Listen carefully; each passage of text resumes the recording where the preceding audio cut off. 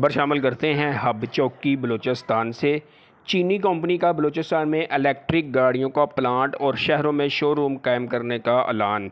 चीन की electric Karsaz company Pakistan में इलेक्ट्रिक गाड़ियों का बलूचिस्तान के सनती शहर हब में प्लांट और मुल्क के बड़े शहरों में शोरूम कायम करने का ऐलान कर दिया है। सिनकियांग जिंग चींग ग्रुप की असिस्टेंट चेयरमैन जी यू जोंग कोआन के ज़ेरे सरबराही वफद ने FPCI के नायब सदर अमीनुल्लाह बेग के साथ मुलाकात के मौके पर यह ऐलान किया। FPCI के चेयरमैन अमीनुल्लाह बेग ने चीनी कंपनी की टीम के साथ पाकिस्तान में सरमायाकारी के मौक़ों के हवाले से तफसीली बातचीत की।